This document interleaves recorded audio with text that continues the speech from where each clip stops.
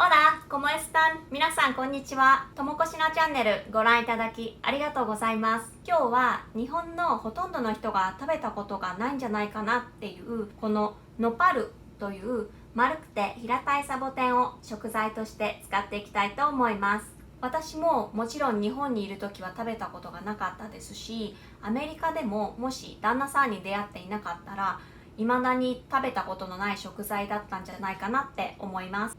このノパルは栄養が豊富で、主に食物繊維やミネラル、またビタミン C などを多く含んでいます。メキシコ料理にはこのノパルを使ったメニューがたくさんあって、サラダにしたり、あとはグリルをしたりと調理方法も様々です。今回はこのノパルを使ってカクテスサラダを作っていきたいと思います。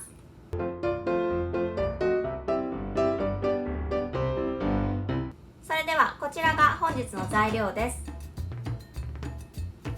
こちらノパルを2枚準備します。こちらがもう結構おなじみの食材になってきたかと思うんですけど、トマトを1つと玉ねぎ半分、ライムを2つ、こちらハバネロ1個、そしてシラントロをお好みで準備してください。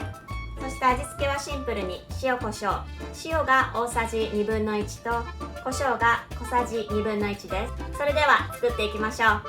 それではノパルを切っていきます。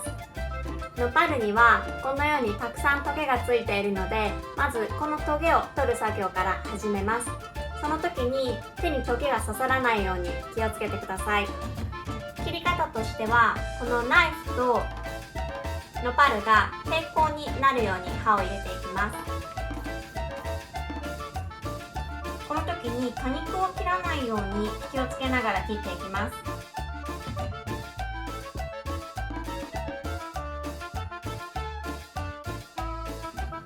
このようにしてトゲを削っていきます。一通りトゲを取ることができたら、この根元の部分を切り落とします。そしてこの周りの縁の部分も切り落としていきます。根元と縁の部分が切り落とせたら、これを小さくカットしていきます。この時結構ヌメヌメしていて滑りやすいので、指を切らないように注意してください。もう1枚も同じように作業していきます。最終的にこの縁の部分は切り落としてしまうので、縁の部分はそこまで神経質になって取り除かなくても大丈夫です。こちらが切り終わったノパルです。これを今からライムと一緒に煮込んでいきます。はい、そしたらここに水を2カップ注いでいきます。そしてライムを半分この中に入れていきます。そしてお塩を1つまみ入れていきます。ではノパルを煮込んでいる間に他の野菜たちを切っていきます。トマトはサイコロ状に切っていきます。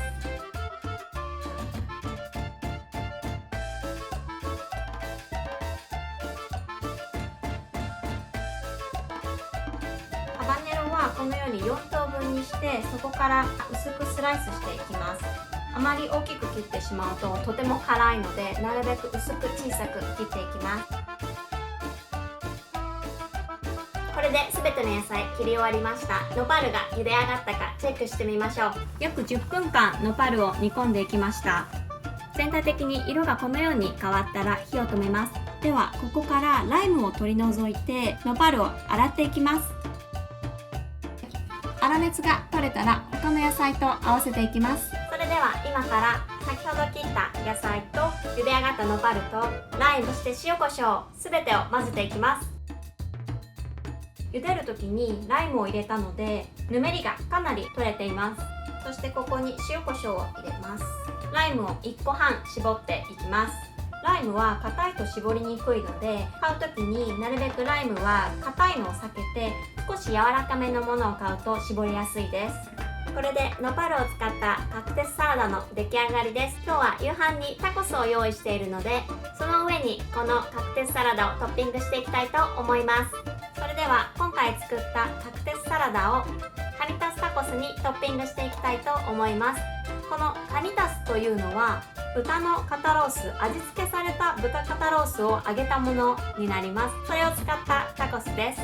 このダはとてもさっぱり、後味さっぱりとしているので、今回のようにちょっと油っぽい食材ととっても相性が合います。今回はカクテスサラダをこのカニタスタコスにトッピングしました。その他にもこのままサラダとして食べていただいても大丈夫です。丸くて平たいサボテンノパルを使ってカクテスサラダを作っていきました。このノパルは本当にメキシコ料理ではよく使用されていて、メキシカン系のスーパーでは山積みになって売られています。肝心のお味なんですけれども、青臭さは全くなくて、食感としてはコリコリとした食感です。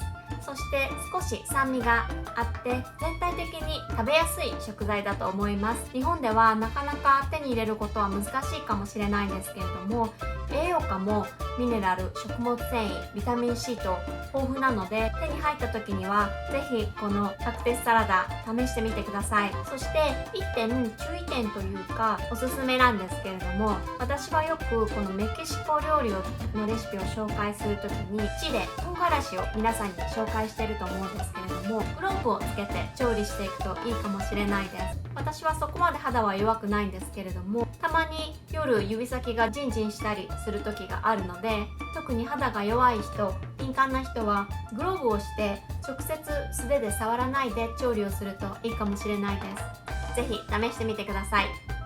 今日もご視聴いただきありがとうございました。